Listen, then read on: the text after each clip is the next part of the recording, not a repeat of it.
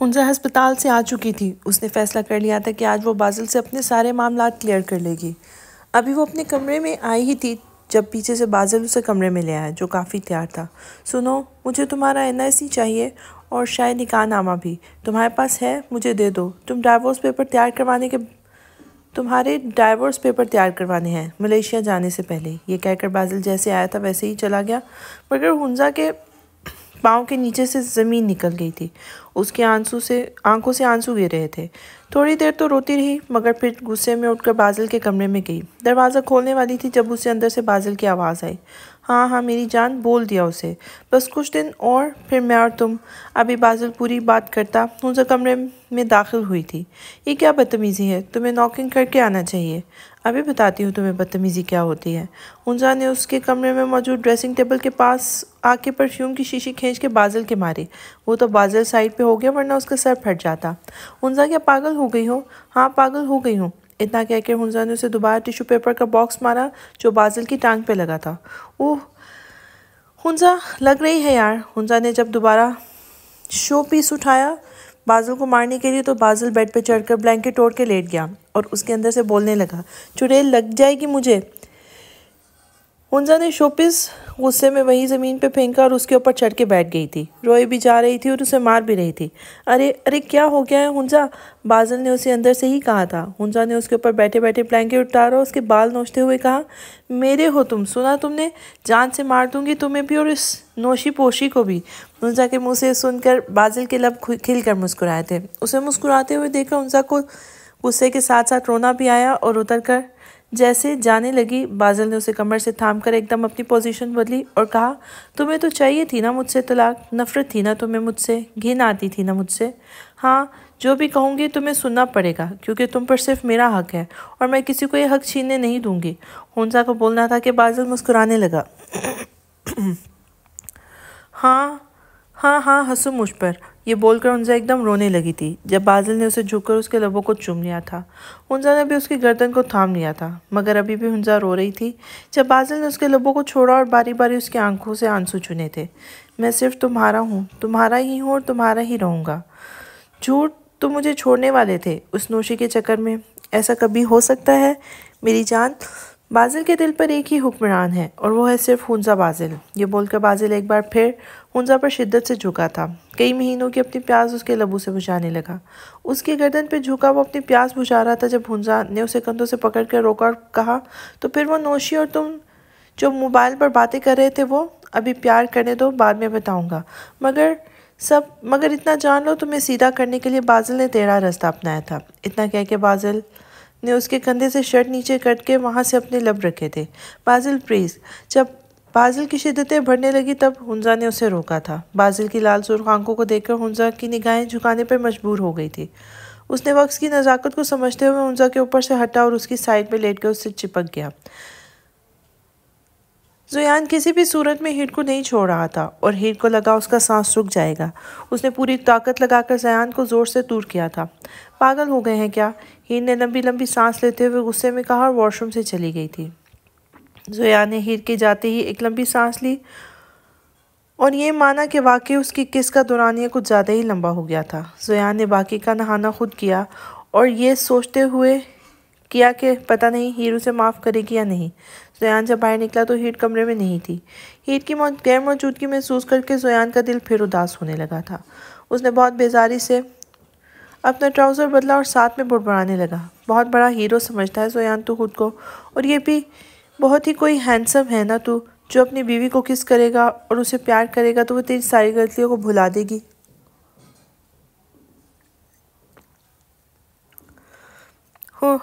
زیان پتہ نہیں کیا کیا بڑبڑا رہا تھا، یہ دھیان دیے بغیر کہ ہیرو اس کے کمرے میں اس کے لیے گرم گرم کافی لے کے بیٹھی تھی اور مسکرا کے اس کی باتیں بھی سن رہی تھی۔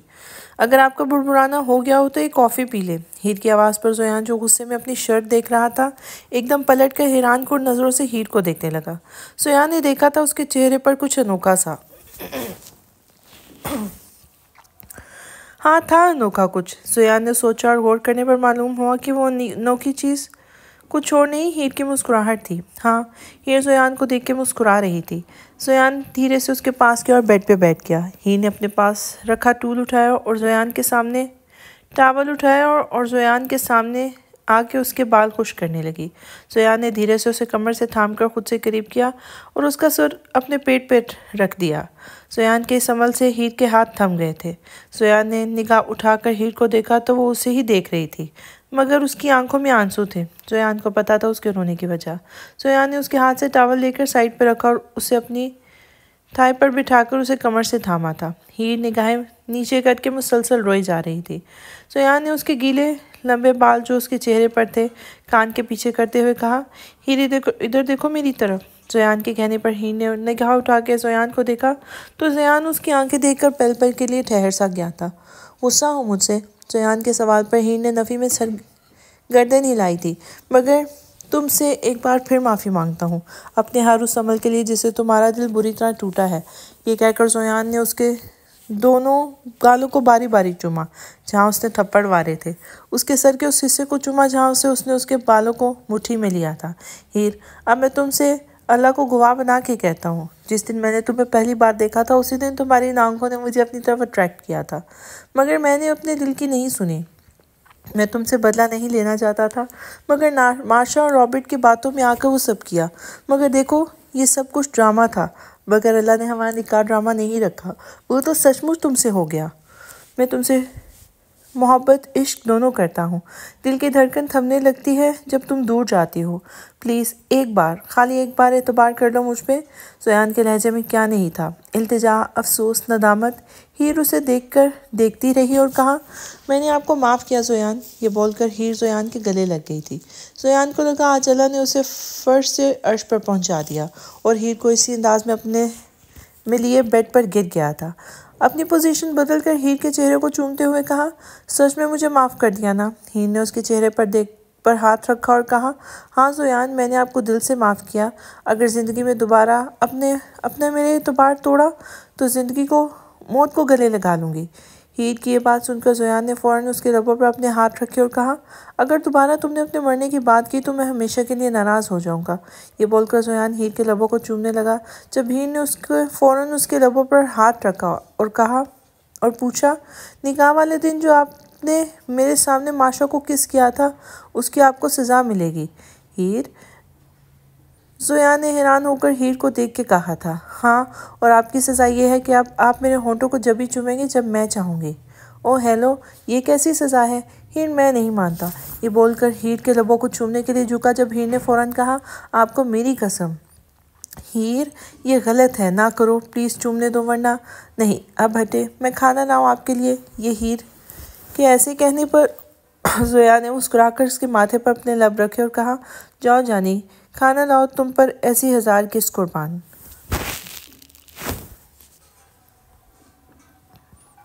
صنم کے کمرے سے جب سائم اپنے کمرے میں آیا تو اس کے ہونٹوں پر صنم کے ہونٹوں کا خون لگا ہوا تھا۔ وہ ایسا صنم کے ساتھ کرنا نہیں چاہتا تھا، بس غصے میں ہو گیا۔ سائم نے غصے میں آ کے اپنا ہاتھ زور سے ڈریسنگ کے مرر پر مارا تھا۔ اس کے ہاتھ سے بھی تیزی سے خون نکلنے لگا۔ اتنے میں اس کے کانوں میں عشاء اذان کی آواز ہوئی تھی۔ سائم نے پہلے اپنے ہاتھ سے خون بہنا روکا اور پھر وضو کر کے مسجد چلا گیا۔ جتنی دفعہ بھی وہ مسجد میں سجدے میں گیا اتنی بار رو رو کے اپنے اللہ سے اپنے گناہوں کی معافی مانگی تھی۔ نماز پڑھنے کے بعد اس نے میڈیکل سٹور سے صنم کے لیے کریم لی اور گھر آ گیا۔ اس نے دھیرے سے صنم کے کمرے کا دروازہ کھولا۔ اسے صنم کہیں نہیں دکھی، مگر واش روم کی لائٹ آن تھی اور وہ بیڈ پہ بیٹھ کر صنم کے واش روم سے باہر آنے کا ویٹ کرنے لگا۔ صنم واش روم سے باہر نکلے تو سائم کو دیکھ کر پل بھر کے لیے وہ ڈر کے وہیں رک گئی تھی۔ سائم نے پہلی بار صنم کے چہرے پر ڈر کو دیکھا تھا اور اسے اپنے کیے پہ پچھتاوا ہونے لگا تھا۔ سائم نے اس تک پہنچ کر اس کا ہاتھ تھاما جو صنم نے بہت چھڑوانا چاہا، اور ایسے کرتے ہوئے وہ رو رہی تھی۔ سائم نے اسے بیڈ پہ بٹھایا اور خود بھی اس کے سامنے بیٹھ گیا۔ اپنی جیب سے ٹیوب نکال کے وہ صنم کے ہونٹوں پر لگاتے ہوئے کہنے لگا، آئی ایم سوری، ایک بار پھر تمہاری تکلیف کی وجہ میں بنا۔ یہ کہتے ہوئے سائم کا گلا رون گیا تھا۔ سائم نے اس کے ہونٹوں کے زخم پر ٹیوب لگا کر اس کے ہاتھ تھاما اور گردن جھکا کے کہنے لگا، مجھے کوئی حق نہیں تمہارے ساتھ زبردستی کرنے کا، تمہیں پورا حق ہے اپنی زندگی کا فیصلہ کرنے کا۔ سائم نے یہ کہہ کر ایک جیب سے نہال والی انگوٹھی نکال کے اس کے ہاتھ میں رکھ دی۔ ایسا کرتے ہوئے سائم کے ہاتھ لرز رہے تھے۔ صنم نے بہت غور سے سائم کے جھکے ہوئے سر کو دیکھا جس میں ٹوپی تھی اور اسے نکلتے بال تھوڑے تھوڑے گیلے تھے۔ صنم کے سامنے پل بھر کے لیے پہلے والے سائم کا روپ آیا۔ اس سائم میں بہت فرق تھا۔ سائم نے انگوٹھی رکھنے کے بعد اس کے آگے اپنے دونوں ہاتھ جوڑے اور کہا، معاف کر دو صنم، میرے لیے نہ صحیح اللہ کی رضا کے لیے، تاکہ مجھے سکون مل جائے۔ یہ بول کر سائم خاموشی سے چلا گیا اور صنم سائم کے اس عمل سے پتھرا گئی تھی۔ ہنزا مسلسل اپنے سامنے بیٹھے ہارون کو گھور رہی تھی اور وہ تھا کہ ایپل جوس سے انصاف کر رہا تھا۔ تم اتنے گھنے میسنے نکلو گے اس کا مجھے اندازہ نہیں تھا، ہنزا نے اس کے آگے سے جوس اپنی طرف کھینچتے ہوئے کہا تھا۔ اس کے عمل سے بازل کے ساتھ ساتھ نوشی کی بھی ہنسی نکل آئی تھی۔ اف، کتنا بڑا ڈرامہ کیا ہارون تم نے پیزا ہٹ کا، ہنزا نے باقاعدہ اسے مکہ دکھاتے ہوئے کہا تھا۔ ہاں تو تم تھی کہ بات سننے کو تیار نہیں تھی بازل بھائی کی۔ انہوں نے فیصلہ کر لیا تھا تمہاری خوشی کے لیے تمہیں چھوڑ دیں گے۔ اپنا یہ فیصلہ وہ بہزاد بھائی کو بتا رہے تھے جب میں نے سن لیا۔ ایک منٹ، تم بہزاد بھائی کو کیسے جانتے ہو؟ میری وجہ سے، اچانک نوشی بولی تھی۔ میں بہزاد سر کی مینیجر ہوں۔ میرے سامنے ہی بازل بھائی اپنا فیصلہ انہیں بتا رہے تھے۔ ایسا کرتے ہوئے وہ رو رہے تھے۔ نوشی کی بات پر ہنزا نے بازل کو دیکھا تو وہ مسکرا رہا تھا۔ میں جو اپنی بچپن کی منگیتر کو پک کرنے گیا تھا سارا معاملہ سمجھ گیا اور میں نے یہ ڈرامہ کیا۔ ہارون کی بات پر ہنزا کا منہ کھلا کا کھلا رہ گیا تھا۔ نوشی تمہاری بچپن کی منگیتر ہے؟ یہ بات تم نے مجھے تو نہیں بتائی گھنے میسنے، مگر اس سب ڈرامے کے اصل ڈائریکٹر بہزاد بھائی ہیں۔ انہوں نے ہی ہمیں یہ کرنے کو کہا تھا۔ چلو نا اب چھوڑو، کیا بچے کی جان لوگی؟ بازل نے ہنزا کے کندھے پر ہاتھ رکھتے ہوئے کہا تھا۔ ہارون نے معصوم شکل بنا کر ہاں میں گردن ہلائی تو ہنزا ہنس پڑی تھی اور نوشی سے کہا، سوری یار تمہیں غلط سمجھا۔ ارے نہیں ہنزا، تم نے مجھے غلط سمجھا تبھی آج تم نے صحیح فیصلہ کیا۔ ارے ایسے ہی میں اس پر بچپن سے فدا نہیں۔ ہارون نے یہ کہہ کر نوشی کو آنکھ ماری۔ جہاں نوشی نے شرما کر نظر جھکائی وہی سب کا کہکہا گونجا تھا۔ سبھی اس فیصلے پر بہت خوش تھے کہ ہیر نے زیان کو معاف کر دیا۔ اب سارے گھر والے ان دونوں کی شادی کا سوچ رہے تھے، جس کا فی الحال ابھی زیان اور ہیر نے منع کر دیا تھا، اور وجہ تھی سائم اور صنم۔ آج چھٹی کا دن تھا، سبھی لان میں بیٹھ کر شام کی چائے پی رہے تھے اور خلاف توقع ان سب کے درمیان سائم اور صنم بھی تھے، مگر وہ دونوں بالکل خاموش تھے۔ جب یہ ایک گاڑی گیٹ کے اندر داخل ہوئی جسے دیکھتے ہی سبھی اجنبیت دکھا رہے تھے، تبھی اس میں سے نہال نکلا اور ساتھ میں خوبصورت سی لڑکی۔ سائم نے جب نہال کو دیکھا تو اٹھ کے اندر جانے لگا۔ جب نہال نے اسے آواز دے کے کہا، سائم ایک منٹ، نہال کے روکنے پر سائم رک گیا، جبکہ صنم نے نہال کو کافی غصے میں دیکھا تھا۔ صنم نے باری باری نہال کا سب سے تعارف کروایا تھا۔ یہ سب کے درمیان وہ دونوں بیٹھ گئے جب نہال نے ایک کارڈ نکال کر اطہر صاحب کو دیا تھا۔ انکل یہ میری شادی کا کارڈ ہے، آپ لوگوں کو ضرور آنا ہے، مگر اپنی نند کو 2 دن پہلے لے جاؤں گی۔ ان دونوں کے انکشاف پر سائم نے حیران ہو کر صنم کو دیکھا جو اس سے ہی دیکھ رہی تھی۔ انکل، یہ میری منقوہہ ہے سائمہ، میں صنم کا جتنا شکریہ ادا کروں کم ہے۔ اگر ہم دونوں کو نہیں ملاتی تو آج ہم دونوں نہ جانے کہاں ہوتے۔ سائمہ کے انکشاف پر سائم کو دیکھ کر زیان کی ہنسی نکلی جو اس نے کافی مہارت سے چھپائی تھی، کیونکہ کل رات ہی سائم نے اسے بتایا تھا کہ وہ صنم اور نہال کے درمیان نہیں آئے گا، اور وہ دونوں تھوڑی دیر بیٹھ کر چلے گئے۔ باقی سب بھی باری باری اندر چلے گئے تھے جب زیان نے سائم کے پاس آ کر دھیرے سے کہا تھا، اپنی تو جیسے تیسے تھوڑی ایسے نہ ویسے کٹ ہی جائے گی، آپ کا کیا ہوگا جناب عالی۔ اتنا کہہ کر زیان نے اندر کو دوڑ لگا دی تھی اور سائم بیچارہ صرف اسے گالیاں ہی دے سکا تھا، وہ بھی دل میں۔ آج وہ چاروں پھر ایک جگہ جمع تھے اور زیان کی ہنسی نہیں رک رہی تھی۔ بہزاد نے گھورتے ہوئے زیان کو کہا، ارے ماموں میں کیا کروں، میری ہنسی ہی نہیں رک رہی۔ آپ ہوتے نا اس وقت جس وقت نہال بھائی نے کارڈ نکال کر پاپا سے کہا تھا، یہ ہے انکل میری شادی کا کارڈ۔ اف ماموں، سائم بھائی کی شکل دیکھنے والی تھی۔ اب کی بار بازل کا بھی کہکہا چھوٹ گیا تھا، وہ تو کافی دیر سے رکا ہوا تھا، اور کچھ ایسا ہی حال بہزاد کا بھی تھا۔ اب کہ تم خاموش نہیں ہوئے زیان تو میں تیرا منہ توڑ دوں گا۔ کوئی بات نہیں، میری بیوی مجھے ٹوٹے ہوئے منہ کے ساتھ بھی قبول کر لے گی۔ آپ کا کیا ہوگا جناب عالی۔ سائم اسے جیسے ہی مارنے کے لیے اٹھا، بہزاد نے فوراً سائم کو روکا اور ساتھ ہی زیان کو بھی خاموش رہنے کا کہا تھا۔ اچھا سائم بھائی، اب بالکل سیریس قسم سے، زیان نے واقعی سیریس ہو کر کہا تھا۔ ماموں بتائیں اب کیا کرنا ہے، کیونکہ یہ تو صنم سے کہہ آئے ہیں کہ اب تمہارے ساتھ زبردستی نہیں کروں گا، اور سونے پہ سہاگا انہوں نے صنم کو اس سے پہلے کہ زویان کس والی بات بہزاد کو بتاتا، سائم نے ٹیبل کے نیچے سے ایک پاؤں سے زویان کے پاؤں پر پاؤں مارا تھا۔ کیا ہوا؟ زویان کی تکلیف پر بہزاد ایک دم چونکا اور کہا، کیا ہوا؟ کیا ہوا؟ کچھ نہیں، لگتا ہے کسی زہریلے کیڑے نے کاٹ لیا ہے۔ ماموں آپ چھوڑیں، یہ دونوں میرا یہاں مذاق اڑانے آئے ہیں۔ خالی آپ بتائیں کیا کروں اب؟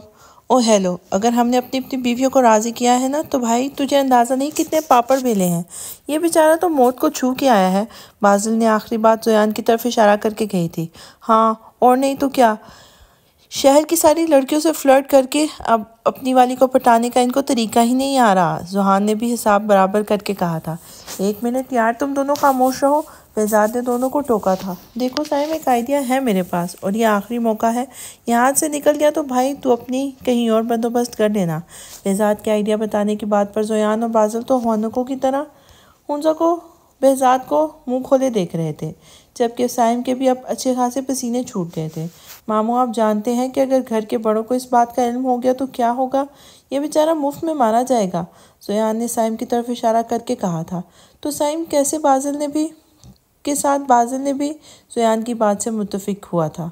ارے گھر کے بڑوں کو کیسے ہینڈل کرنا ہے وہ تو میں زویان کو بتا دوں گا۔ ایک منٹ، زویان کو بتا دوں گا مطلب ماموں؟ او ہیلو، مجھے بخشو پاپا، ویسے بھی بہت مشکل سے مجھ سے راضی ہوئے ہیں۔ یار کچھ نہیں ہوگا، سب ٹھیک ہوگا۔ میں کہہ رہا ہوں نا، بس اس پلان میں تمہیں نہال کو شامل کرنا ہے۔ بہزاد کی بات پر ان تینوں نے ایک دوسرے کو دیکھا اور پھر سائم نے کہا، ماموں نہ کل آپ ہوں گے شادی میں اور نہ بازل، تو پھر میں اور زویان کیسے؟ مطلب وہ تم مجھ پہ چھوڑو، میں نہال سے بات خود کر لوں گا۔ بہزاد کے کہنے پر سائم نے ایک ٹھنڈی آنکھ بھری، نہ جانے کل اس کی نیا پار لگے گی یا نہیں۔ یار شانزے، تیری بھی دعوت تھی اور تو ہے نخرے دکھا رہی ہے۔ یار صنم، نخرے کی بات نہیں ہے، پاپا کی طبیعت کافی خراب ہے اور سونے پہ سہاگا۔ آگے کی بات بولتے ہوئے شانزے رکی تھی۔ سونے پہ سہاگا کیا؟ صنم نے تشویش ظاہر کرتے ہوئے کہا تھا۔ یار یہاں سے پھپھو اور مراد آئے ہوئے ہیں، 2 دن سے رکے ہیں۔ یہ بات میں نے ابھی تک بہزاد کو نہیں بتائی۔ کیا شانزے تو پاگل ہے؟ پہلی فرصت میں تو یہ بات بی ایم کو بتا، ماما خواہ میں کوئی مسئلہ نہ ہو جائے۔ ہاں یار، میں بھی یہ سوچ رہی ہوں، آج آ جائے بہزاد تو میں انہیں بتا دوں گی کہ میرا مراد بھی یہیں رکا ہوا ہے۔ چل ٹھیک ہے، میں ذرا سائمہ بھابھی کو ڈراپ کر کے خود بھی گھر جاؤں گی تیار ہونے۔ صنم نے یہ کہہ کر کال کاٹ کری تو ادھر شانزے نے کچھ سوچتے ہوئے اپنے پاپا کے کمرے کا رخ کیا تھا۔ عطرت مسلسل آدھے گھنٹے سے جاگ رہی تھی اور اس کی وجہ تھی اس کی بھوک۔ جب سے اسے پتہ چلا تھا کہ اس کے ٹوئنز ہیں، بلاج اس کا اور بھی دھیان رکھتا تھا، خاص کر اس کے کھانے پینے کا۔ ابھی بھی اس نے اچھا خاصا ڈنر کیا تھا۔ عطرت کو کھاتا دیکھ کر بلاش کو اس پہ پیار بھی آتا تھا اور اس پہ ترس بھی۔ جو لڑکی اپنے فگر کو لے کے کافی کانشیس تھی، ابھی پوری باربی ڈال لگ رہی تھی، مگر بلاش کو اس روپ میں بھی بہت زیادہ پیاری لگ رہی تھی۔ بلاش نے ذرا سے کروٹ لی تو عطرت کو جاگتے دیکھ کر ایک دم اٹھ بیٹھا اور پریشان ہو کے پوچھنے لگا، عطرت کیا ہوا؟ طبیعت تو ٹھیک ہے؟ ہاں بلاش، طبیعت تو ٹھیک ہے، مگر کیا؟ مونا مجھے بھوک لگ رہی ہے۔ عطرت کے بچوں والے انداز پہ کہنے پر بلاش نے مسکراتے ہوئے اسے دیکھا اور جھک کر اس کے لبوں کو چومتے کہا، کیا کھائے گی میری جان؟ بلاش کے پوچھنے پر عطرت نے فوراً خوش ہو کے کہا، ایک باربیکیو پیزا، وہ بھی لارج، زیادہ چیز کے ساتھ، ایک چلڈ کوک اور ایک باؤنٹی آئس کریم، وہ بھی ٹرپل سکوپ۔ بس بلاش نے ہونکوں کی طرح اس سے پوچھا تھا۔ عطرت کے بولنے پر بلاش نے اس سے اپنی گھڑی اٹھا کر ٹائم دیکھا تو رات کے 2:30 بج رہے تھے۔ اس وقت پیزا ملنا مشکل ہی نہیں ناممکن ہے، پر اسے لانا تو تھا کیونکہ اس کی بیوی اس کی نسل کو پیدا کر رہی تھی۔ اس کی ہر خواہش کو احترام کرنا، اسے خوش رکھنا اس کا فرض تھا۔ بلاش نے اٹھ کر شرٹ پہنی اور جاتے جاتے عطرت سے کہا، تھوڑی دیر لگے گی لانے میں، مگر سونا نہیں۔ یہ بول کر بلاش نے عطرت کے ماتھے پر اپنے لب رکھ کر گاڑی کی چابی اٹھائی اور نکل گیا۔ تقریباً 1 گھنٹے بعد وہ واپس آیا۔ کہاں رہ گئے تھے؟ جانی پنڈی میں مغرب کے بعد سب بند ہو جاتا ہے، تو فاسٹ ڈرائیو کر کے اسلام آباد سے لایا یہ سب۔